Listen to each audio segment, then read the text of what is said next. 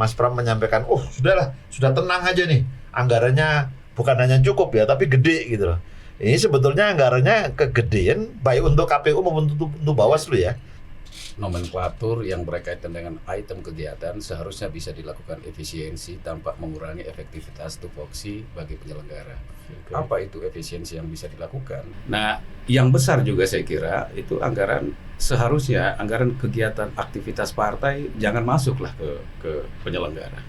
Kalau ini disetujui berarti kan KPU-nya juga sepakat melaksanakan kegiatan sosialisasi yang kemudian diisi oleh anggota partai politik di dapil yang bersangkutan gitu ya. Ini masalahnya. Iya. Ini jadi masalah karena kalau itu programnya KPU Bawaslu yang menjalankan adalah anggota DPR yang notabene dia adalah orang partai politik, itu tentu menjadi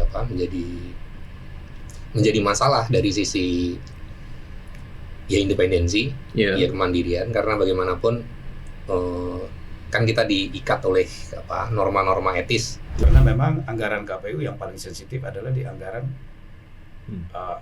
logistik. Oke. Iya. Sekalipun kecil tapi dia punya dimensi politik yang luar biasa.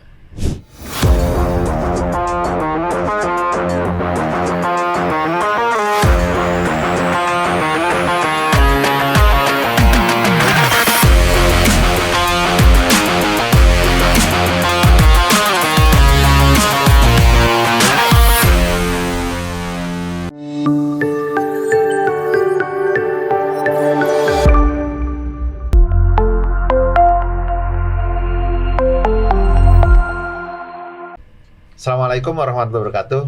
Selamat pagi, selamat siang, selamat malam, kapanpun Anda menyaksikan podcast NetGrid Election Integrity. Tribuners, teman NetGrid, warga pemilih, hari ini podcast NetGrid akan mendiskusikan salah satu hal penting, bukan salah satu. Saya pikir ini hal paling penting ya dalam proses penyelenggaraan pemilu. Karena kalau nggak ada ini, pemilunya nggak jalan. Apa itu? Anggaran dan logistik. Ketika pemilu berjalan, saya datang ke banyak tempat. Saya selalu tanya setidaknya 3 hal untuk mengukur pemilunya siap apa enggak. Pertama, regulasinya. Oh, aturannya sudah ada, oh berarti kita siap. Yang kedua, orangnya. Ada aturannya tapi nggak ada yang diselenggarakan, nggak bisa. Ada aturannya, ada orangnya. Yang ketiga, ada anggarannya enggak? Dia kalau mau kerja harus didukung dengan anggaran. Nah, pemilu 2024 anggarannya cukup besar. Diajukan, dibahas, dan disetujui oleh DPR bersama pemerintah ya 76,6 triliun. Nah, kita akan membahas seluk-beluk tentang anggaran dan logistik pemilu 2024. Saya bersama kolega saya, Pak Hadar Nafis Gumai, dan 2 orang narasumber yang selama ini membidangi anggaran dan khususnya melototi anggaran pemilu. Pak Pramono Ubatantowi, dia dulu komisioner KPU RI dan sekarang komisioner Komnas HAM terpilih. Nggak tahu pelantikannya kapan ini. Sudah dinyatakan, sudah ada SK. Sudah ada SK-nya. Sudah aman itu. Sudah aman. Kan sudah harus bekerja itu. Yang kedua, saya memanggilnya Mas Nur Alam. Beliau adalah ketua atau direktur ya? Ketua Indonesia Budget Center. Nah, itu kantornya penuh dengan budget itu. Jangan-jangan kantor Mas Nur Alam ini budgetnya lebih besar daripada anggaran pemilu gitu ya. Nah, saya ingin mengawalinya Pak Hadar ya dengan Pak Pram. Pak Pram ini kan dulu mengawali proses ya pembahasan perancangan anggaran untuk kebutuhan pemilu 2024 ya. Nah, sekarang sudah digedok ya, pagunya itu 76,6 triliun dicairkan dalam kurun waktu 3 tahun ya. Ada yang 2022, 2023, 2024. Bagaimana Pak Pram melihat sejauh ini dari yang hasil rancangannya, hasil penetapannya, dan sekarang sudah digunakan sebagian untuk 2022. Kalau dalam konteks penyelenggaraan pemilu, anggaran yang sudah disetujui oleh pemerintah dan DPR itu sebenarnya menjadi berita gembira kalau dalam konteks penyelenggaraan pemilu, karena itu anggaran yang sangat leluasa sekali, sangat leluasa sekali. Jumlahnya besar gitu. Jumlahnya maksudnya ya. Oke.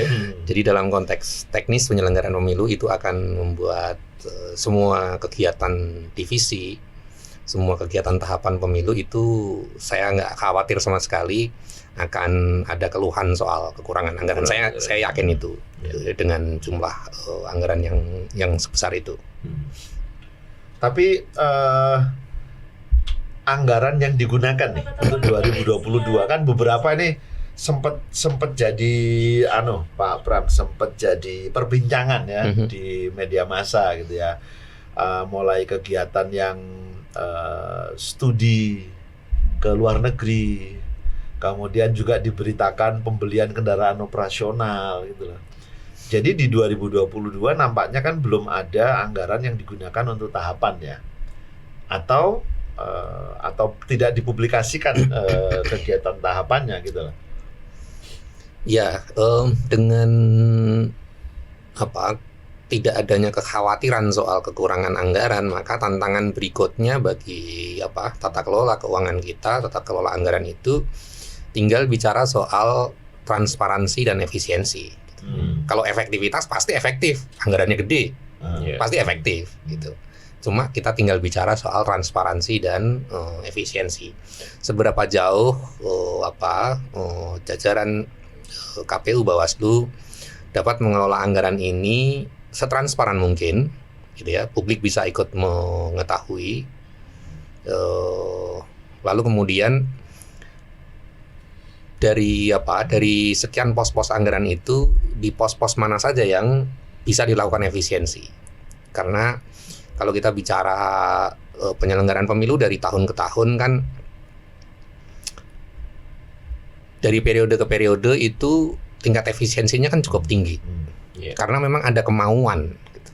Ada kemauan dari komisionernya maupun dari kesekjenannya untuk mengelola anggaran itu dengan efisien. Nah, ke depan kita tinggal menunggu itu, bagaimana anggaran yang sudah disepakati besar itu tinggal dikelola dengan transparan dan efisien. Itu jadi tantangannya bukan soal wah bagaimana anggarannya kecil, anggarannya kurang. Enggak, itu udah bukan lagi masalah. Masalah kita tinggal bagaimana transparansinya dan soal efisiensinya. Oke. Oh, kalau saya mau mendengar pandangan Mas Nur. Mas Nur, tadi kan Mas Pram menyampaikan, sudah tenang aja nih. Anggarannya bukan hanya cukup ya, tapi gede gitu loh. Ini sebetulnya anggarannya kegedean baik untuk KPU maupun untuk Bawaslu ya. Tadi kita bisa lihat di infografis kita anggaran untuk KPU dan Bawaslu. Ini di 2014 dan 2019 ini. Dulu nih KPU 25,59 triliun. Pemilu 2019 yang terakhir nih. Bawaslu itu 4,86 triliun. Yang sekarang pagunya itu 76,6 triliun. Bawaslu untuk yang 2022 disetujui akan ada tambahan 6, sekian triliun. Ini bagaimana Pak Mas Nur melihat ini? Ya, terima kasih. Memang kalau kita melihat tren ya, anggaran pemilu memang terjadi kenaikan yang signifikan. Bisa dimaklumi kenaikan signifikan itu sebagai konsekuensi adanya peningkatan honor bagi penyelenggara yang sifatnya ad hoc. Salah satu yang terbesar ya. Yang terbesar. Tapi kalau kita melihat beberapa nomenklatur yang berkaitan dengan item kegiatan, seharusnya bisa dilakukan efisiensi tanpa mengurangi efektivitas tupoksi bagi penyelenggara. Apa itu efisiensi yang bisa dilakukan? Pertama adalah pertemuan-pertemuan yang roadshow, yang setiap minggu 2-3 kali semua Kordif melakukan mobilisasi bagi semua, ya bukan hanya provinsi tapi kabupaten kota. Padahal semangat efisiensi dan efektivitas bagi para calon sudah menyampaikan di hadapan tim sel maupun di DPR bahwa mereka akan melakukan upaya-upaya efisiensi dengan cara melakukan banyak online, media daring istilahnya seperti itu. Tapi faktanya itu tidak dimaksimalkan. Saya tahu persis bahwa baik Bawaslu dan KPU itu ya setiap minggu itu 2-3 kali pertemuan dan melelahkan bagi teman-teman di provinsi maupun kabupaten kota. Yang seharusnya itu Jangan-jangan mereka malah semangat. ya ada dua hal. Ada yang mengatakan senang bagi yang baru, yang lama merasa kelelahan. Karena mereka harus mempersiapkan beberapa hal. Misalkan untuk KPU melakukan rekrutmen PPK yang baru saja kalau Bawaslu baru melakukan rekrutmen. Dinamika itu luar biasa tinggi. Harusnya mereka dimaksimalkan untuk mengawal itu. Dan juga kaitan dengan logistik, bagaimana mereka melakukan new assessment untuk memastikan tingkat rawan pada wilayah-wilayah tertentu itu seperti apa. Potretnya harus berbasis teman-teman yang ada di daerah. Ya, bagaimana, apakah infrastruktur daerah tertentu yang pengalaman 2019 itu masih menjadi tantangan ke depan. Itu harus ada update informasi tentang itu. Sehingga kemudian efisiensi bisa dilakukan juga tanpa mengurangi efektivitas dari upaya memaksimalkan kerja-kerja KPU ke depan maupun Bawaslu. Sebenarnya boleh ya tarik mundur supaya kita juga paham ya. Bagaimana anggaran itu bisa disepakati? Itu sebetulnya perjalanannya seperti apa sih? Ada info atau publikasi bahwa sekarang sudah disepakati 76,6 triliun dan itu kalau tidak salah kurang lebih 3 kali lipat dari anggaran yang di Paku 2019 pemilu yang lalu misalnya begitu. Nah, tetapi kemudian kita juga mendengar ini DPR masih berusaha akan memperjuangkan untuk yang tahun 2024 gitu, karena pemerintah baru memastikan begitu 15, sekian triliun masih kurang gitu, 8 triliun lagi. Karena yang tahun ini saja misalnya KPU mengajukan 8 tapi cuma 3,6 atau berapa kira-kira ya. Nah, jadi ini agak membingungkan juga bagi saya, dan mari kita juga gambarkan. Udah sepakat, tapi kok masih ada berubah-ubah, ini bagaimana ya sebetulnya ya? Itu kalau di dalam proses anggaran itu mungkin Mas Nur bisa ceritakan. Kalau kita lihat pada dimensi politik anggaran, ya memang penganggaran penyelenggara pemilu memang tidak terlepas dari dua dimensi, ada pemerintah dan parlemen ya. Sebenarnya ini akan kemungkinan meningkat dengan catatan bahwa berangkat dari Pilkada 2020 yang dimana kita dalam kondisi pandemi itu cukup mengganggu baik Bawaslu maupun KPU terkait dengan bagaimana menyelenggarakan secara teknis, mengawasi secara teknis, mereka juga harus mengawasi atau secara baik elektoral maupun non elektoral. Nah, ini potensi akan kemungkinan naik jika kemudian pandemi tetap berjalan datar dan di beberapa titik mungkin akan menimbulkan klaster-klaster di wilayah tertentu. Ini kemungkinan akan naik. Kalau tidak salah di dalam anggaran 76,6 itu juga ada anggaran APBD. Kalau tidak salah dan sudah memasukkan kebutuhan untuk antisipasi adanya pandemi. Pandemi dan juga putaran kedua pemilihan presiden dan seterusnya gitu ya. Ya, jadi logis-logis saja ya bahwa angka ini sebetulnya besar sekali. Kira-kira begitu. Seperti itu. Nah, hanya kemudian memang harus di tracing juga untuk melihat sejauh mana anggaran kementerian lembaga sebagai mitra strategis KPU dan Bawaslu juga harus di tracing, sehingga publik bisa mengetahui anggaran pemilu itu sebenarnya apakah titiknya hanya ada di penyelenggara atau ada di titik yang lain. Karena banyak saja baik di kementerian lembaga maupun di tingkat daerah itu juga mengalokasikan anggaran yang berkaitan dengan aktivitas pemilu. Jadi di luar 76,6 triliun anggaran penyelenggaraan pemilu pemilu, Iya. baik itu tahapan maupun program pendukungnya, Iya. tetapi juga ada anggaran-anggaran lain Iya. yang digunakan nanti oleh berbagai kementerian lain. Ya, Jangan-jangan TNI Polri ikut juga? ya ikut. Ya, Oh, jadi secara total sebetulnya lebih Iya. besar, jauh lebih besar jauh lagi lebih besar ya, kira-kira ya. karena penikmat pemilu itu bukan Oh, hanya penikmat? ya, penikmat pemilu itu Oke. juga terbagi di kementerian lembaga kalau kita kaitkan dengan konteks bahasa penikmat, Oke. sehingga tidak kemudian disoroti penyelenggara. Oke. Ya, oleh karena itu saya kira saya pernah memberikan rekomendasi kepada KPU pertama Ya. agar supaya bagaimana ada keinginan untuk mengintegrasikan semua aktivitas kepemiluan Ya. itu dengan nomenklaturnya satu. Kalaupun kemudian kementerian mengalokasikan harus terkoordinasi paling tidak. Oke. Sekalipun terdistribusi pertanggungjawaban anggarannya, tapi semua aktivitas kementerian, Ya. ya, dan kelembagaan itu harus terkoneksi baik secara konten, khususnya secara konten kepada penyelenggara, apakah KPU atau Bawaslu. Ini yang kemudian belum pertimbangan lain sehingga sampai sekarang belum ada keinginan untuk itu.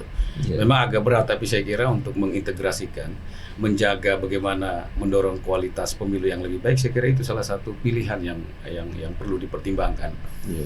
Nah, yang besar juga saya kira itu seharusnya anggaran kegiatan aktivitas partai jangan masuklah ke penyelenggara. Anggaran sosialisasi, anggaran pelatihan saksi, itu cukup besar. Itu sebenarnya bisa diefisienkan. Ya. Ya, sehingga kemudian tidak melihat bahwa demokrasi kita mahal. Ya memang mahal, tapi ada yang bisa diefisienkan. Sepanjang memang kita bisa dudukan bersama, kita bisa membuka partisipasi publik, sehingga kemudian anggaran bisa memberikan upaya signifikan dalam kerja-kerja penyelenggara. Ya. Ada anggaran sosialisasi. Saya kira sosialisasi yang melibatkan partai politik, komisi yang harusnya dia melakukan civic education, voter education pada saat dia reses, itu nebeng ke situ. Oh, Dan nebeng ke KPU. Nebeng ke KPU dan ke Bawaslu. Bukannya para anggota dewan ini sudah ada uang sendiri, Iya, dana res untuk sempat kali. untuk Iya. kepentingan politik, Iya. betul, menemui konstituen dan sebagainya. Ya, itu juga akan menimbulkan dinamika yang kurang sehat di lapangan karena kadang-kadang sosialisasi menghadirkan mobilisasi masa partai yang pada kegiatan sosialisasi itu saya kira harus kembali dipertimbangkan. Ya. Apakah anggarannya memang tidak tepat dan juga kegiatan itu sangat mengganggu kemandirian, independensi penyelenggara, sehingga tidak sedikit di beberapa daerah ketika kita melihat dalam sosialisasi sudah ada gambar orang dengan gambar partainya, di sisi yang lain KPU menyelenggarakan kegiatan itu atau Bawaslu. Ini juga menjadi salah satu yang menimbulkan distrust publik terhadap independensi penyelenggara. Itu juga harus dipikirkan. Ini impact-nya sangat serius ya. Persoalan bagaimana anggaran itu dilakukan dan dimanfaatkan oleh siapa dan dapat mempengaruhi kemandirian penyelenggara itu sendiri. Iya, saya kira itu. Mas Pram, gimana ini? Apakah KPU tidak bisa mencegahnya begitu? Kalau ini disetujui berarti kan KPU-nya juga sepakat melaksanakan kegiatan sosialisasi yang kemudian diisi oleh anggota partai politik di dapil yang bersangkutan gitu ya. Nah, gimana Mas Pram? Ini kan rasanya sudah menjadi pakem gitu ya dalam pembahasan anggaran antara DPR dengan lembaga mitra. Tampaknya ini juga dipraktekkan di penyelenggara pemilu. Nah ini masalahnya. Ini jadi masalah karena kalau program kementerian katakanlah itu kan ya bagaimanapun itu program untuk masyarakat, hanya dijalankan oleh anggota komisi yang itu nggak ada implikasi politiknya apa-apa gitu. Tapi kalau itu programnya KPU Bawaslu yang menjalankan adalah anggota DPR yang notabene dia adalah orang partai politik, itu tentu menjadi masalah dari sisi independensi, kemandirian, karena bagaimanapun kan kita diikat oleh norma-norma etis, betul, bahwa kita tidak boleh memfasilitasi atau mempromosikan calon atau partai tertentu. Tetapi begitu kegiatan sosialisasi yang dilakukan oleh KPU, tapi nanti ada gambar atau yel-yel misalnya atau Iya. warna tertentu misalnya, itu tentu menjadi masalah. Iya. Walaupun mereka merasa, saya pernah dengar juga sih, kami kan yang paling tahu tentang undang-undang pemilu ini karena kami yang buat katanya gitu. Sebenarnya bisa di model kegiatannya tetap penyelenggaranya adalah KPU, Iya. tetapi mereka diundang sebagai narasumber, Narasumber, itu bisa. iya. Ya, jadi bukan kita memberikan gelondongan anggaran kepada mereka untuk mengelola anggaran itu dengan menghadirkan massa dari partai tertentu. Nah, itu yang menjadi problem. Iya. Tetapi memang praktek ini rasanya kalau di KPU periode kita Saya pernah bersama dengan periodenya Pak. Satu periode dengan Mas Pram gitu ya. di periode lalu Tetap harus dipertegas ini. Kamu dulu, nanti jam raduk dulu. di periode lalu Ya. memang ketika kami membahas anggaran dengan DPR memang ada permintaan seperti ini. Tetapi kita waktu itu kayaknya membahasnya agak alot lah,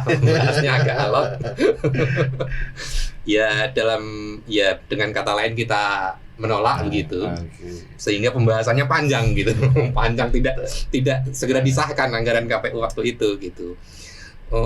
Ya mereka minta misalnya per anggota sekian titik misalnya, nah itu minta diakomodasi di anggaran kita dengan katakanlah dengan barter nanti, nanti usulannya KPU nanti segera disetujui misalnya gitu. Nah itu tapi Jadi sejak penyusunan anggaran ini sudah ada titip sana titip ini. Nah itu yang perlu kita. Saya ingin menanyakan dengan Mas Neru gini. Anda melihatnya ini KPU yang punya program, gitu ya? Atau sebetulnya teman-teman parlemen yang punya programnya? Kegiatan itu gitulah. Rasanya gimana? Iya, sebenarnya rasanya lebih terasa untuk kepentingan partai. Iya. Oke. Hanya karena mungkin ketidakberdayaan KPU membuka ruang untuk mendapat kritik publik sehingga bisa ada titik temunya. Oke. Harusnya menurut kita ini memberikan dampak baik terhadap publik maupun antara penyelenggara dengan penyelenggara. Karena Bawaslu juga di beberapa titik mereka melakukan pengawasan terhadap kegiatan tersebut dengan mengharapkan mobilisasi tidak ada warna baju partai dan juga gambar partai. Itu satu hal. Tapi kalaupun itu harus diakomodir, pilihannya adalah DPR juga tidak mau di-mix. Kalaupun ada sosialisasi jangan di dapilnya sehingga itu fair. Tapi itu kan tidak mungkin. Karena kepentingan mereka tidak terakomodir. Itu pilihan yang kami tawarkan. Bahwa kendati sosialisasi maka dia jangan melakukan sosialisasi dengan menggunakan activity KPU atau Bawaslu di dapilnya. Tapi itu kan nggak mau. Jadi maksudnya Karena ini kan sosialisasi ya. Sosialisasi. Sehingga bisa dilakukan dimanapun. Dulu misalnya. Iya. Beda kalau Maksudnya sosialisasi yang diselenggarakan kehadiran DPR itu jangan DPR yang ada di dapilnya. Itu yang saya kira juga akan tidak ada titik temu karena memang di sana. Padahal kita tahu ya kritikal kita buat partai, mereka sudah ada anggaran dari APBN dan APBD untuk melakukan pendidikan politik. Iya. Di sisi yang lain, representasi mereka di kelembagaan DPRD, provinsi, kabupaten, kota, mereka juga mendapat alokasi dana reses. Betul. Harusnya tidak harus lagi di penyelenggara. Iya. Ya harusnya ini yang menjadi kritikal publik untuk memastikan bahwa infiltrasi partai ke anggaran KPU yang itu tidak kecil, itu cukup besar. Iya. Itu bisa kemudian dipertimbangkan kembali sehingga secara perlahan-lahan activity yang dilakukan oleh penyelenggara tidak ada bias independensi di sana. Iya. Itu yang menjadi penting. Iya. Terlepas bahwa juga ya banyak anggaran KPU juga yang perlu menjadi catatan kritis kita ketika mereka harus ke Amerika kemarin yang luar biasa. Ya saya kira itu dan beli maung. ya itu dengan melibatkan hanya belajar tata kelola pemilu. Iya. Padahal pada saat yang tidak lama waktunya mereka mengatakan bahwa demokrasi kita cukup menjadi pembelajaran bagi negara-negara yang lain. Nah, apalagi kita melihat persiapan verifikasi partai yang setiap saat berubah-berubah. Dan saya kira itu juga harusnya menjadi perhatian serius bagi KPU, saya kira. Ya, saya sangat setuju. Jadi harusnya fokus Ya. pada tahapan yang memang sedang berlangsung gitu. Tetapi mungkin ini semua juga sebagai akibat dari tadi adanya pertukaran alokasi anggaran dari pihak yang memang menentukan anggaran itu, dan kemudian penyelenggara melakukan satu kegiatan yang juga tidak kedengaran diprotes dari Iya. DPR misalnya gitu. Saya tidak mendengarnya gitu. Iya. Jadi ini saya kira problem ya. Ya. Tetapi mungkin nggak Mas Pram ya diputus, artinya ini kegiatan sosialisasi yang sifatnya adalah ke semua tanpa memilah sekat Iya. di dapil mana, anggota atau partai mana gitu. Iya. Ke depan mungkin nggak ini diputus. Jadi Saya kira bisa saja, toh ya, dalam banyak kegiatan KPU kan kita memang sering mengundang anggota Komisi 2 kan, oke. sebagai perwakilan dari pembuat undang-undang. Iya. Gitu. Nah, hanya persoalannya tadi itu, satu, besaran program itu seberapa banyak Ya. alokasi yang diberikan untuk program seperti itu. Lalu yang kedua tadi itu, sebenarnya kendali untuk acara itu ada di kita atau di teman-teman partai politik. Lalu yang ketiga soal tadi tempat kegiatannya, apakah itu sesuai dengan dapilnya atau tidak. Nah itu juga sebenarnya bisa menjadi pertimbangan bahwa katakanlah alokasi anggaran seperti itu mungkin saja, tetapi sebisa mungkin harus diperkecil potensi konflik kepentingannya. Saya kira itu bisa menjadi jalan tengah. Jangan sampai seolah-olah penyelenggara pemilu memfasilitasi orang partai untuk bertemu konstituennya. Ya. Itu kata kuncinya sebenarnya ada di sana. Nah, kalau begitu, apa yang harus dilakukan oleh publik? Apa yang harus dilakukan oleh masyarakat untuk ikut berpartisipasi, ya, mencermati, mengontrol penggunaan anggaran ini? Ya, pintu masuk untuk memperkuat partisipasi adalah transparansi anggaran. KPU sekarang bagaimana? Saya meminta secara Atau dan Bawaslu ya? Iya, secara formal ya ke penyelenggara Meminta meminta apa ini? informasi anggaran. Oke, Itu anggaran. tidak diberi respon dengan cukup baik. KPU dan Bawaslu. KPU dan Bawaslu. Bawaslu merespon beberapa data, tapi kalau KPU sama sekali tidak. Itu saya kira 4 Wah, bulan ini yang catatan kemarin. penting ini. Dan Iya, itu iya. formal aja. Hanya soalnya ya kami hanya uji akses, bukan untuk melakukan gugatan ke Komisi Informasi. Kami hanya menguji apakah komitmen transparansi yang disampaikan ketika di Timsel maupun di DPR itu terwujud. Ternyata kami mempertanyakan itu. Ya, kami uji akses Itu kapan meminta sekitar datanya? ketika setelah pelantikan, ketika pengusulan anggaran ke Oke. KPU. Dan Ke rasanya DPR. sampai hari ini belum ada ya di webnya KPU Belum ada di web. mengenai anggaran ini. Iya. Gitu ya. Iya. Tapi ini kenapa ya? Anggaran itu sensitif sekali atau apa ya? Sehingga jarang dipublish atau tidak banyak. Padahal kalau kita lihat di web KPU kan data-data lain ada. Iya. Tetapi kalau yang mengenai anggaran gitu Iya. ya, katakanlah yang udah disepakati gitu, Iya, iya. itu tidak dipublish gitu. Apakah ada sesuatu yang kalau mempublish anggaran itu jadi bisa bikin repot, ada banyak yang protes atau Iya, bagaimana ya? Sudah menjadi rahasia umum bahwa Oke. anggaran itu adalah sekalipun sudah ditetapkan sering Iya. dianggap sebagai hal yang sifatnya rahasia. Padahal dalam Undang-Undang Keterbukaan Informasi itu adalah dokumen yang bisa diakses publik. Ini juga sehingga ya governance di seluruh kementerian tanpa kecuali sekarang adalah KPU harus membangun tata kelola yang modern. Ya. Sehingga tentang transparansi, partisipasi, Iya. akuntabilitas tidak hanya kecap governance, tapi benar-benar harus diwujudkan. Iya. Apakah publik aktif meminta atau memang ada proaktif dari teman-teman penyelenggara, ya. untuk Sehingga membuka, ya akuntabilitas, transparansi itu, ya. sehingga trust publik semakin menguat. Itu. Karena memang anggaran KPU yang paling sensitif adalah di anggaran logistik. Oke. Iya. Sekalipun kecil tapi dia punya dimensi politik yang luar biasa. Ya, karena sama-sama dengan Mas Hadar dari dulu ketika kasus KPU yang kita perhatikan adalah bagaimana memastikan bahwa proses pengadaan barang dan jasa itu ya perusahaannya tidak merupakan afiliasi dari partai politik. Ya, itu yang menjadi yang sangat penting. Atau afiliasi dari penyelenggara sendiri juga. Iya, betul. Iya kan? Iya, betul nggak? Iya, betul. Saya kira ya. Jadi COI-nya, conflict of interest-nya itu dari semua pihak harus itu terhindarkan. Sehingga betul-betul ya karena kita tahu bersama, apalagi Mas Hadar, Mas Arief dengan Mas Pram pernah menjadi penyelenggara ya. Yang agak lama yang di sini. Iya. Bahwa ya logistik itu sangat memberikan daya ungkit terhadap calon atau capres memenangkan kontestasi. Sebelum lebih jauh, kalau begitu Pak Dar, saya perlu memberikan informasi ya, supaya nanti bisa dicek apa yang dulu pernah dilakukan. Sekarang kira-kira trennya membaik atau memburuk.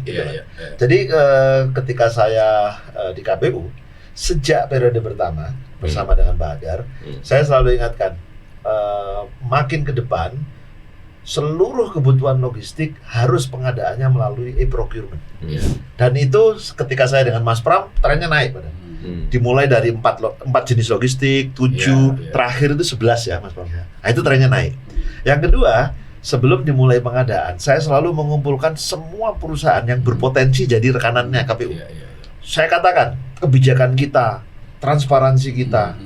Nah, saya tidak tahu hari ini apakah tradisi itu atau tren itu dalam pengamatan ya, Mas Nur ini terjaga atau?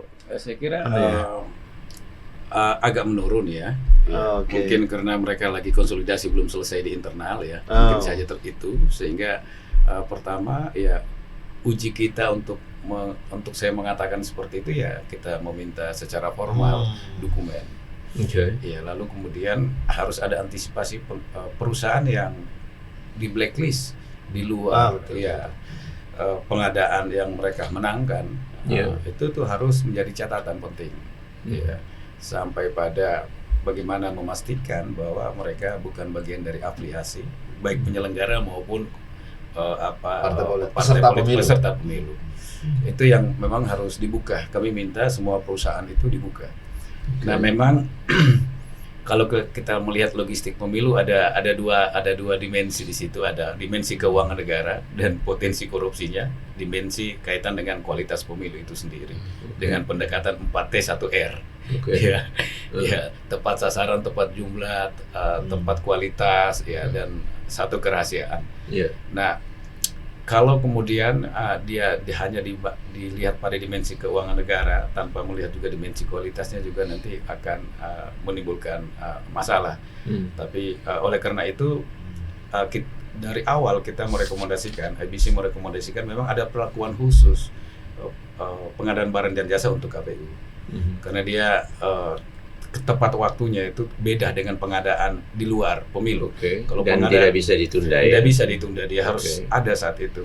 Nah, pada saat yang bersamaan ya kita memastikan ya dengan verifikasi partai politik yang sementara berjalan dengan 90 hari atau 75 hari awalnya, lalu kemudian kembali lagi ke 90 hari. Saya kira ini sangat berisiko dalam konteks baik dalam proses pengadaannya, kemudian proses produksinya maupun pada konteks distribusinya. Bayangkan saja 120 hari yang pemilu kemarin itu juga menuai masalah. Nah, saya nggak tahu apa pertimbangan perencanaan yang akan menimbulkan risiko besar menurut saya dari konteks anggaran dan pengadaan. Kenapa ini? Ya karena kita tahu 120 hari saja ini menuai masalah. Lalu saya harus bisa memastikan mereka tidak melakukan new assessment untuk melihat soal-soal logistik baik pada proses pengadaannya, perencanaan produksi sampai pada konteks distribusi. Kalau impres ditunggu, lalu kemudian ujungnya ada semua penunjukan langsung. Janjinya kan bahwa Waslu kemarin akan disiapkan impres Kepres. Kepres. Kalau saya sampai sekarang draftnya saya belum melihat. Saya minta juga ke Mendagri untuk membuka draftnya untuk memberikan masukan publik, untuk meyakinkan publik apakah pemilu kita ke depan itu lebih baik daripada pemilu sebelumnya atau kaitan dengan pengadaan barang dan jasa tidak menuai masalah. Saya kira Mas Hadar ingat waktu 2024 ketika logistik ada masalah, kami berkoalisi menyampaikan harus pemilu darurat waktu itu. Kita meminta Perpu, alasannya karena masalah logistik. Nah, saya khawatir ini juga akan terulang dan oleh karena itu saya kira KPU harus terbuka. Pilihannya pertama berani di hadapan Presiden sekian hari, kemudian besoknya di hadapan DPR itu kemudian mengerucut. Bukan hanya persoalan waktu kampanye, tapi kaitan dengan anggaran yang juga di satu tempat mengatakan A, di tempat yang lain mengatakan B. Padahal akumulasi atau keputusan anggaran itu ya antara eksekutif, legislatif bersama dengan penyelenggara. Walaupun kalau dari sekarang kesepakatan jumlahnya udah nggak ada kekhawatiran lagi ya, kira-kira begitu. Tapi Mas Pram, ini Pak Dan. Mas Pram ini saya harus tanya sama Mas Pram ya. Tapi Mas Pram ini paham betul sejarahnya. Ketika dulu era kita kampanye itu 210 hari. Kemudian kita mengusulkan 120 hari. Nah, kemudian endingnya menjadi 75 hari. Nah, Mas Pram bisa cerita perihal ini nggak? Kenapa bisa begitu? Kenapa kita mengusulkan 120 hari? Kenapa kemudian kesepakatan menjadi 75 hari? Ada kaitannya dengan persiapan waktu cukupnya persiapan logistik, bukan? Jadi memang menghitung tahapan pemilu kan tidak hanya dengan satu perspektif ya. Misalnya hanya perspektif peserta pemilu atau perspektif pemerintah yang maunya kalau pemerintah makin pendek maka potensi konfliknya makin kecil. Kalau bagi peserta pemilu makin pendek masa kampanye maka spendingnya lebih kecil. Tapi kan secara lebih irit ya. Tapi secara teknis kan pertimbangannya banyak sekali. Betul. Yang harus dihitung oleh KPU. Nah, itu yang kita dulu berhitung betul dengan cermat sehingga pemilu 2019 dulu di atas 200 hari kan. Karena 6 bulan 3 minggu seingat saya 6 bulan 3 minggu persisnya itu masa kampanye, karena kita ingin betul-betul memastikan tahapan-tahapan yang dikerjakan di periode itu bisa selesai dan persiapan-persiapan menjelang hari H itu bisa tuntas begitu. Itu kan masih ada masalah ternyata di 2019 ada sekian ribu TPS yang logistiknya tidak bisa sampai di TPS-nya, masih tertahan di kecamatan atau kelurahan karena memang terlalu mepet waktunya gitu. Jadi tapi nggak ribu lah. Ada hitungan saya sekitar 1.800-an gitu, sekitar 1.800-an. Yang tidak tepat sasaran juga ada beberapa. Nah, ini yang harus dipertimbangkan betul oleh KPU periode ini dengan kesepakatan yang sudah dicapai bahwa masa kampanye tinggal berapa sekarang? Jadinya 75 hari. 75 hari. Maka harus ada strategi yang terobosan yang luar biasa gitu ya. Untuk memastikan bahwa kepentingan teknis penyelenggaraan pemilu tidak boleh dikorbankan yakni penyiapan logistik yang memang baru bisa dikerjakan setelah penetapan pasangan calon yang itu adalah 3 hari sebelum mulainya masa kampanye. Tapi bahwa adanya Mas Pram, satu-satunya jalan keluar ya, karena secara teknis makanya itu secara matematis kita hitung nggak mungkin bahwa ada nanti misalnya harus ada misalnya regulasi baru gitu loh. Ya, itu seperti apa? Itu boleh penunjukan langsung gitu atau gimana? Ya, itu artinya kan ada aspek yang harus dikorbankan ternyata. Aspek keadilan. ya kan? Kan tidak adil bagi banyak penyedia yang lain toh Iya. kalau penunjukan langsung. Ya. Aspek transparansi, Mhm. ya kan? Lalu aspek efisiensi, Iya. kan kita tidak bisa dapat itu. Gitu. Jadi maksud saya terobosannya memang diperlukan, tetapi ternyata memang harus ada trade off-nya. Iya. Harus ada trade off yang itu membuat kualitas tata kelola anggaran dan logistik kita Punya mau tidak mau potensi. itu Ya, benar. itu harus berbeda. korbankan gitu. Ya, ya.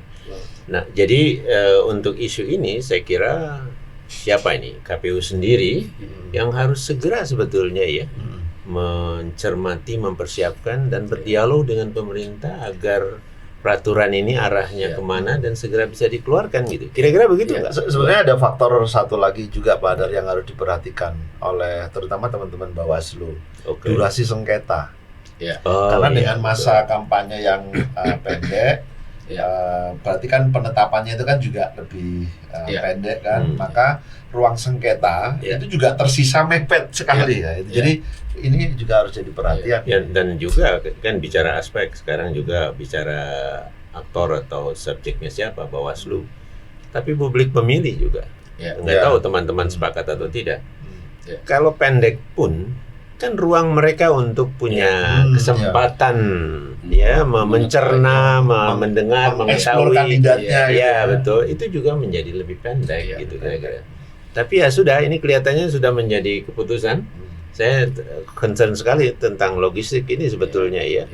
Sebenarnya Mas Hadar, kalau saya melihat harusnya penyelenggara baik KPU maupun Bawaslu dengan pengalaman periode yang sekarang, dengan asumsi masih ada incumbent baik di KPU maupun di Bawaslu. Untuk di pusat maksudnya? Untuk di pusat. Mas Hasim kan? Iya. Dengan yang lain dari daerah. Mas Bagja di sana. Mas Bagja kan. di Bawaslu. Oke, betul di Bawaslu. Dan periode yang kemarin itu punya pengalaman yang luar biasa. Dia menyelenggarakan pemilu 2019 serentak. Dia menyelenggarakan pilkada 2018 yang serentak terbatas. Demikian juga pilkada 2020 di mana mereka juga harus mengantisipasi pandemi COVID. Harusnya berangkat dari sini. Harusnya memberikan pembelajaran yang berarti untuk mereka mendesain seluruh tahapan tanpa kecuali logistik dan anggaran untuk lebih matang dan efektif. Itu menurut saya, karena periode ini menurut hemat saya yang dari luar paling matang. Kalau kemudian ini jadikan refleksi, ini nggak ada lagi sebenarnya hal-hal yang teknis menjadi persoalan. Kita jadi ragu gitu ya. Nggak ada keraguan, apalagi dengan cara menyiapkan tahapan dan seterusnya. Tapi kan kita tahu sendiri di obrolan kita faktor lain kan ada DPR dan ada pemerintahnya juga kan gitu. Nah ini yang perlu kita upayakan kan begitu kira-kira ya, supaya lancar, kebutuhannya bisa ada, bisa tersedia, peraturannya bisa cepat sehingga bisa dikerjakan dengan segera. Saya potong mungkin misalkan Mas Pram tadi mengatakan bahwa memang semua kementerian juga di mana DPR itu ikut terlibat dalam beberapa kegiatan bahkan untuk sosialisasi. Nah kalau di penyelenggara sudahlah DPR nggak usah lah. Saya kira kalau mereka harus betul-betul memahami penyelenggara dan publik juga melihat pemilu ini bagian dari sarana untuk mewujudkan kedaulatan mereka. Janganlah ada kegiatan-kegiatan partai dengan mengikut kegiatan penyelenggara dengan sosialisasi. Cukuplah semua kementerian mereka sudah ada tempatnya. Sekalipun itu mungkin menjadi catatan juga. Tapi di penyelenggara itu kalau bisa mereka menyadari jangan kalau ingin menjaga marwah demokrasi kita untuk lebih baik dan berkualitas. Jangan melibatkan peserta diri. Pemilu gitu ya. Tetap kegiatan sosialisasi tetap perlu jalan oleh mereka sendiri kan, kira-kira begitu. Baik. Tapi ada beberapa mekanisme kontrol tadi, Mbak. Misalnya kalau tetap terlibat, ya bolehlah, tapi jangan di dapilnya. Itu komprominya di sana. Sehingga mobilisasi peserta itu bukan kemudian berasal dari partai. Bisa menyeluruh. Tapi kalau saya perhatikan beberapa Instagram, ya itu di dapil-dapilnya. Itu persoalan sulit dibedakan antara sosialisasi dan sudah berkampanye gitu. Dan itu sebenarnya terjadi di semua kementerian lembaga. Baik daerah provinsi apalagi nasional. Maksud saya adalah di anggaran penyelenggara, ya kalau mereka bisa menghentikan diri, kalau memang ingin melihat penyelenggara bisa bekerja dengan baik, trust publik terhadap demokrasi kita lebih baik, dan mereka juga terbangun trust kepada partai politik untuk tidak melakukan infiltrasi terhadap kerja-kerja penyelenggara yang dibutuhkan memang independensi dan kemandirian dan integritas seperti itu kira-kira. Nah, ini terhadap dua narasumber kita di Badar, saya ingin bertanya ya. Tentu Mas Nur lihat detail gitu ya. Mas Pram juga merasakan, dulu itu kami melakukan apa gitu. Anggaran sebesar ini ya, baik untuk KPU dan Bawaslu. Ini sebetulnya cukup atau kegedean ya gitu. Iya. Mas Pram dulu atau?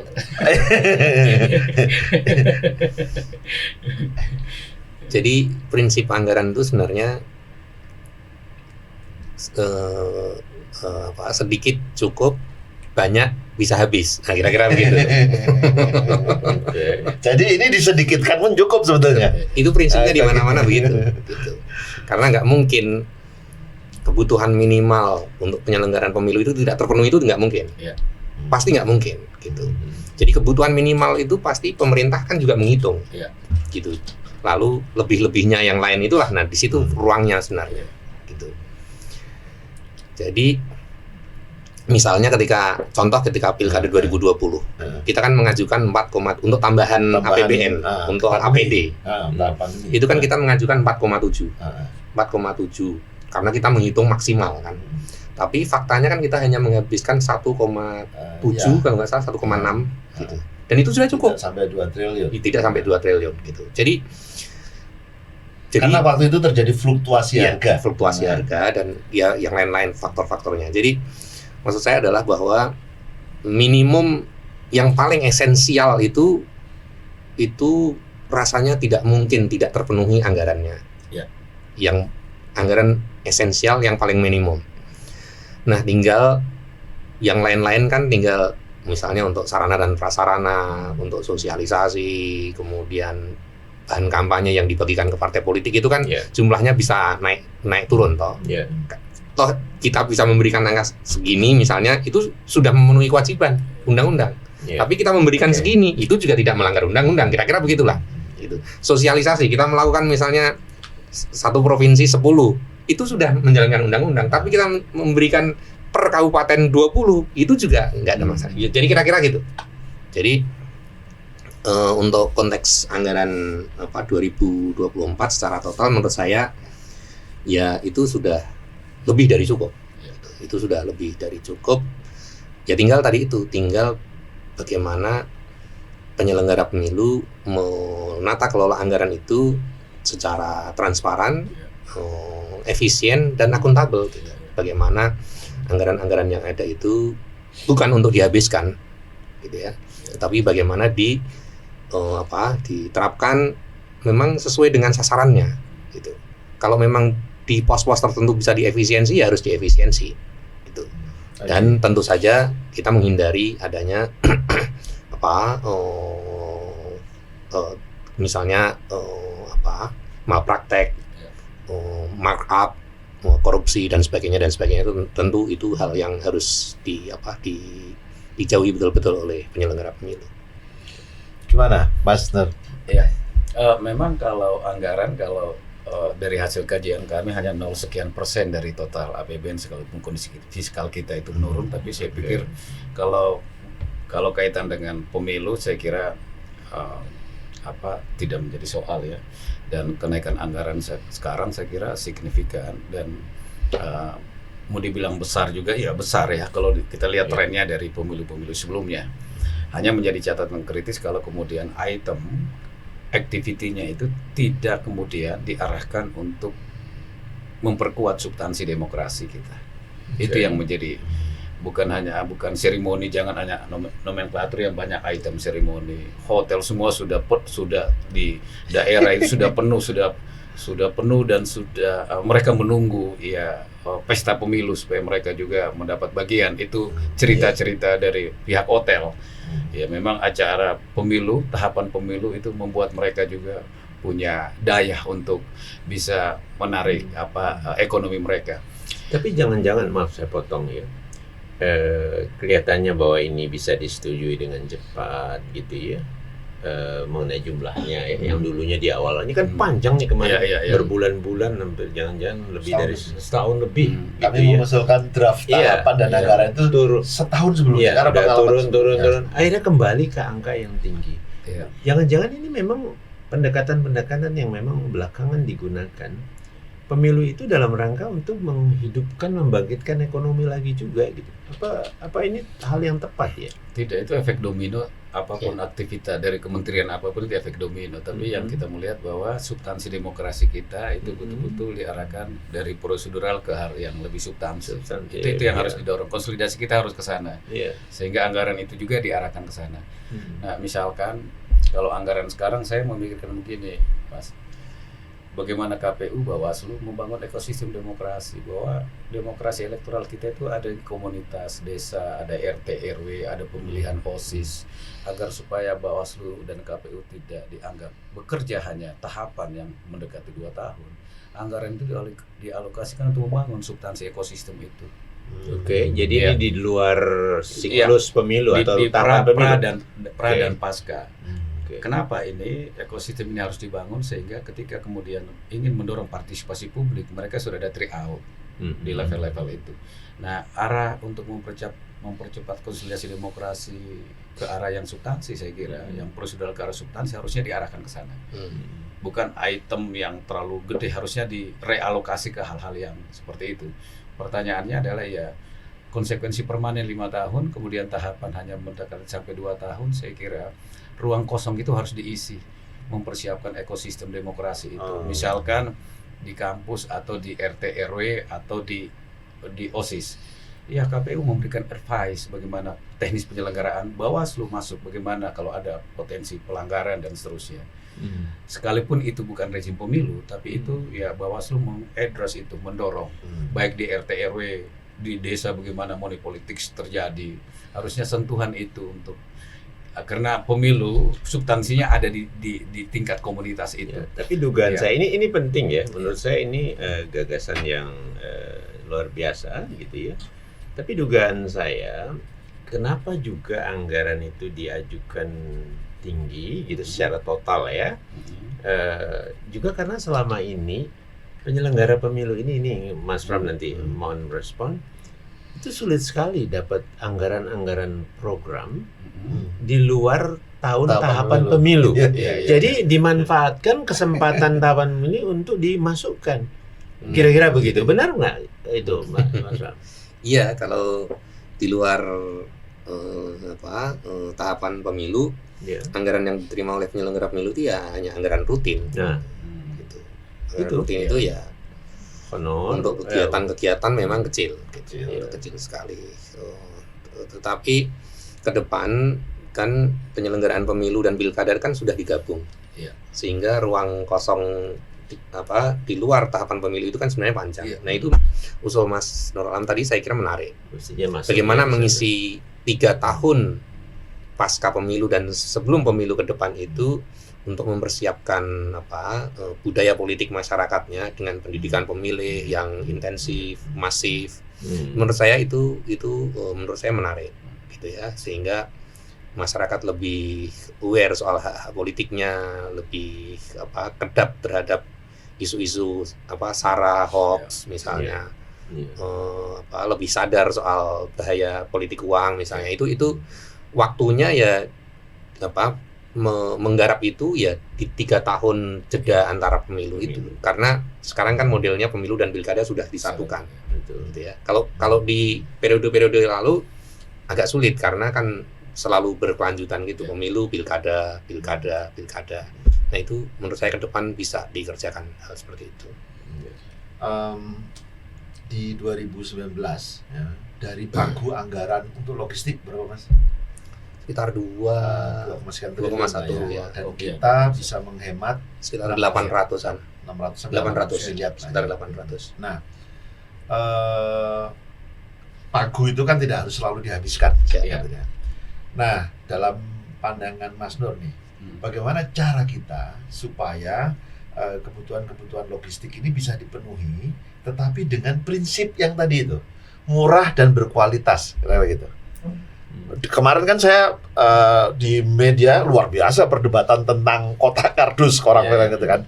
Sebetulnya itu kan salah satu cara kami untuk memilih pemilunya tetap berkualitas, logistiknya tetap berkualitas, tapi murah. Nah, bagaimana Mas Nur melihat ini? Ya sebenarnya ada penyederhanaan hal-hal tertentu kaitan dengan logistik pemilu ya untuk melakukan efisiensi. Ya, misalkan kardus itu bisa disediakan secara lokalistik dengan budaya setempat, bagaimana gotong royong didorong mereka. Ya.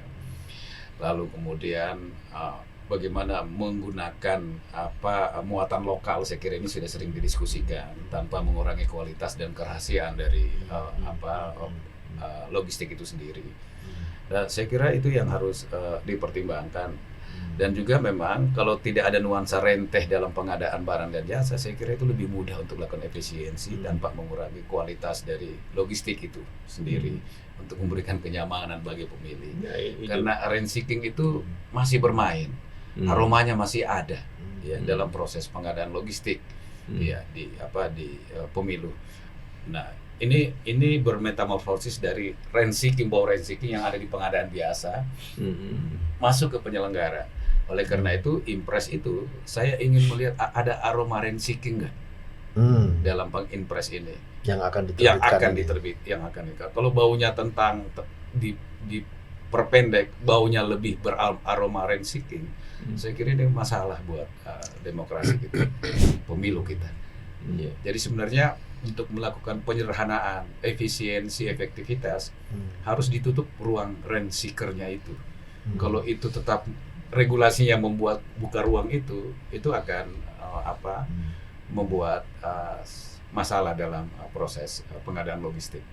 Itu yang tadi saya katakan, mungkin soal efektivitasnya bisa ditutupi dengan impres, tetapi trade-off-nya ya soal keadilan, soal transparansi dan soal efisiensi gitu. Ini pasti akan menjadi sulit, menjadi pertaruhan, akan sulit untuk didapatkan di sini gitu. Karena dengan metode pengadaan e-procurement di 2019 saja kita kan bisa efisiensinya bisa sekitar 40% Mas waktu itu, 838,9 miliar gitu. 838 miliar itulah yang kemudian di tahun 2018 akhir kita revisi anggaran yang kemudian kita belikan kendaraan operasional untuk tiap satker di KPU kabupaten, kota, dan provinsi waktu itu gitu. Jadi kami mengadakan kendaraan operasional itu karena kami bisa melakukan efisiensi di logistik gitu. Jadi dulu ceritanya begitu gitu. Tapi sekarang ya, di awal saja, ini kan tahun pertama dari 3 tahun pelaksanaan, semua disewakan kendaraan seluruh Indonesia itu ya, semua satker. Kemudian saya mendengar, mungkin keliru, akan juga di drop atau disediakan mobil tipe Maung ini gitu ya, macam-macam gitu ya. Sebagai informasi aja Pak Dar, kendaraan yang kami pakai itu usianya belum 5 tahun misalnya jadi masih cukup baik, kira-kira begitu. Nah, itu kalau gejalanya atau bukan gejala, faktanya sudah seperti itu di awal, apakah efisiensi yang seharusnya bisa diterapkan ini akan berjalan nggak, Mas Pram, kira-kira? Di awalnya saja sudah begitu gitu. Ini seolah-olah Mas Pram ini yang gawangi yang paling akhir sebetulnya. Kayaknya sudah bukan tanggung jawab saya lagi. Sederhananya sebenarnya ketika ada pengadaan yang baru, apalagi katakanlah kendaraan, itu kan menjadi problem juga, Mas Adar. Hasil investigasi kita walaupun tidak bisa kita generalisasi, mobil-mobil itu masih banyak digunakan untuk pergi kebun, angkat bangunan, dan seterusnya. Mobil-mobil dinas, baik KPU maupun Bawaslu. Maksudnya itu di tingkat lokal, yang daerahnya ya. Sekalipun sekarang ya pengadaan untuk kendaraan anggota KPU sudah ada semua, Bawaslu, kecemburuan sekarang ada di Bawaslu yang belum ada pengalokasian. Di tingkat daerah di belum tingkat ada. daerah ya. Kalau KPU kelihatannya semua kabupaten kota Oh sudah iya, ada. semua. Ya.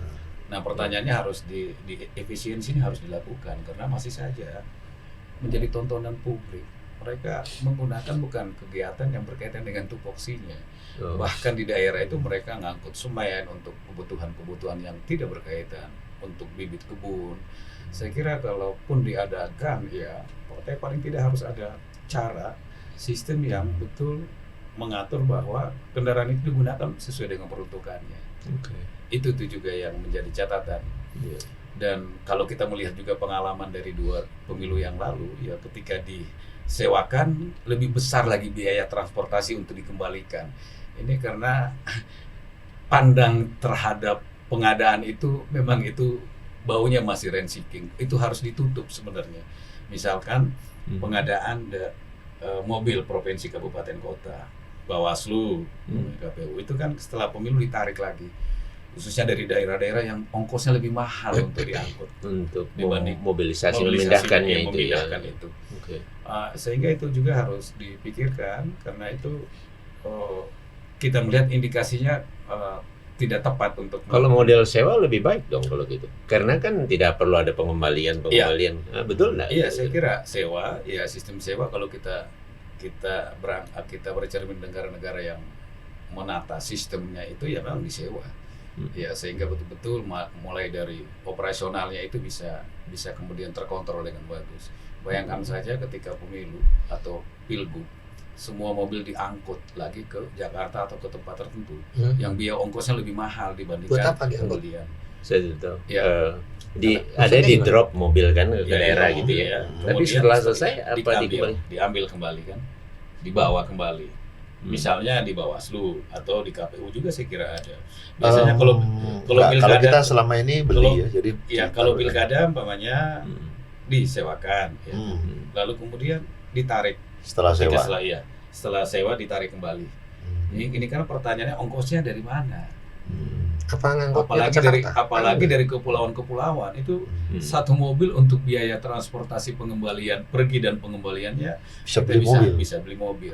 Ini juga harus di tracing sebenarnya, harus dipastikan ada hal-hal yang sebenarnya perlu ditertibkan dan juga perlu diefisiensi lebih bagus, itu direalokasi hal-hal yang sifatnya substansi bagi kepentingan KPU maupun Bawaslu. Dan banyak hal lain lah saya kira yang masih bisa kita men-tracing item-itemnya ya. Sehingga ya tontonan juga jangan seperti lembaga yang lain lah KPU dengan Bawaslu. Publik melihat kendaraannya bagus, tapi kemudian di sisi yang lain dibawa untuk angkut semen, angkut pasir, bawa kebun. Itu membuat juga halaman depannya Bawaslu atau KPU itu menjadi cibiran bagi publik. Itu yang kemudian harus ditentukan secara kelembagaan. Sistem itu harus dibangun di internal. Ya, saya kira ini juga memang penting ya. Bagaimana pemanfaatan fasilitas yang datang dari kaitan pengadaan, logistik dan sebagainya gitu ya. Persepsi publik itu sangat penting ya. Mungkin kalau di nasional terkontrol bagus ya, tapi di provinsi kabupaten kota yang jangkauannya sangat sulit dijangkau secara kelembagaan itu mungkin perlu penguatan dan sistemnya harus ditata dengan bagus. Soal kendaraan operasional memang itu sesuatu yang mutlak diperlukan memang. Betul. Itu nggak bisa dihindari untuk terutama selama durasi tahapan pemilu. Ya. Karena mobilitas komisioner itu kan sangat tinggi sekali untuk katakanlah verifikasi faktual sekarang ini misalnya itu kan sementara kendaraan dinas yang ada di kantor itu kan perasaan saya usianya udah tua juga. Masih ada yang pengadaan tahun 2008, ada yang itu daerah ya. Betul, untuk di daerah-daerah itu memang mutlak diperlukan selama tahapan pemilu. Jadi saya setuju kalau memang dipenuhi kebutuhan kendaraan operasional untuk selama tahapan, tetapi memang dari sisi tata kelola anggarannya memang tadi itu bagaimana proses pengadaannya, efisiensinya, kemudian penggunaannya, itu yang harus menjadi menjadi catatan gitu. Jadi bahkan mungkin di daerah-daerah tertentu kendaraan operasional atau dinas ini juga ada tipe-tipe tertentu mungkin yang Ya. kita kan kadang-kadang kita bertanya juga gitu. Iya. Kalau di kota kok mobil four wheel drive misalnya buat apa gitu misalnya gitu. Iya, kalau Kan begitu juga kan. kalau di kita dulu Ya. pengadaan yang akhir 2018 itu kan anggaran kita serahkan ke masing-masing satker. Oke. Jadi Bukan kita hanya speknya speknya saja, terus pagunya sekian, nanti mereka akan membeli sesuai dengan kondisi daerahnya masing-masing. Jadi pengadaannya bukan di Jakarta gitu. Jadi kami hanya menyediakan anggaran, pagunya dan speknya. Silakan mereka yang membeli. Jadi kami mencoba ingin ya nggak mau ngurus yang soal pengadaan gitulah gitu. Desentralisasi. Nah, kita desentralisasi saja biar mereka yang mengadakan, kira-kira begitu. Nah, saya nggak tahu kebijakan yang ada sekarang soal misalnya tadi soal rental tadi. Iya. Pengadaannya modelnya apakah tersentralisasi, apakah terdesentralisasi, saya tidak tahu. Iya. Tetapi termasuk spesifikasinya. nah spesifikasinya apakah. Nah, itu menurut saya karena daerah-daerah tertentu kan membutuhkan kendaraan-kendaraan yang memang berbeda dengan daerah misalnya di Jawa yang semuanya bisa dijangkau dengan mobil biasa misalnya. Iya, betul. Karena Jadi- dalam pandangan kami itu kendaraan itu akan bisa juga mempengaruhi perilaku. Iya.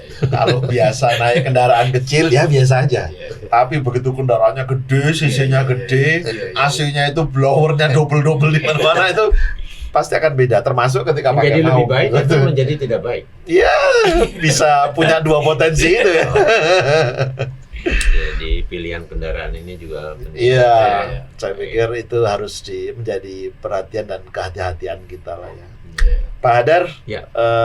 saya pikir waktunya juga sudah cukup mepet. Sudah ini nggak terasa juga. Jadi kami minta kepada dua narasumber kita Ya. ini memberi pesan penting ya bagi kita semua ya, baik bagi Tribuners, bagi teman Netgrid ya, Anda harus berpartisipasi seperti apa.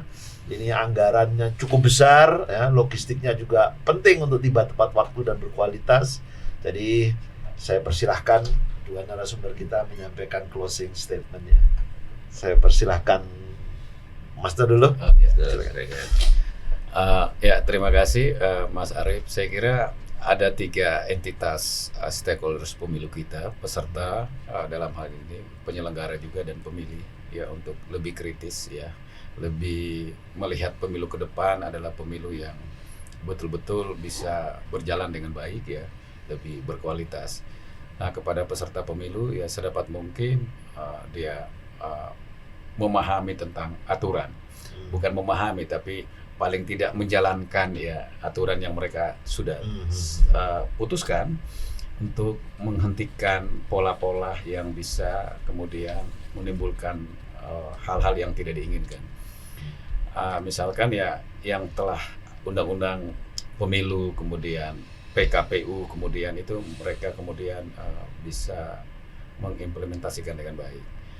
Dan juga penyelenggara kita harap juga bersih ya, peserta pemilu bersih, penyelenggara bersih, pemilih juga kita bersih dalam artian ya tidak mau money politics, juga memberikan kritikal terhadap hal-hal yang berkaitan dengan sesuatu yang menodai kualitas atau kebersihan pemilu kita. Jadi saya berharap ke depan peserta kita, pemilih partai politik juga bisa bersih dalam berkompetisi, penyelenggara juga bisa bersih dalam melakukan ya menyelenggarakan pemilu.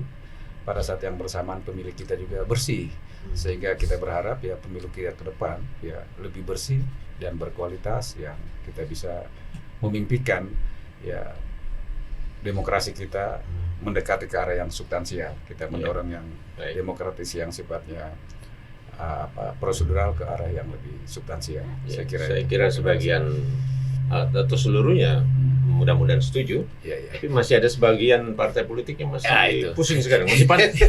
Saya bisa jadi partai politik peserta pemilu atau tidak? Masih di proses ini kira-kira.